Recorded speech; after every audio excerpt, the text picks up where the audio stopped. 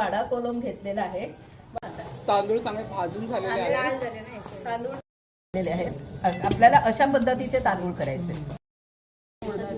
मुगाची डाळ सालवाली घेतलेली आहे. डाळ अशी खरपूस पिंकिश कलरची भाजून घ्यायची आहे. कढीपत्ता आता थोडं तेल घेऊया. मोहरी नको. जिरा एक कॅन्सल टेबलस्पून. केली. काळी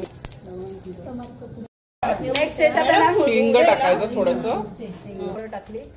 थोडी धणे पावडर टाकली. थोडी धना पावडर, गरम मसाला पावडर, थोडं किसलेलं आलं, एक चमचा 1 टेबलस्पून लाल तिखट, हिंग टाकला मॅडम आणि थोडीशी हळद.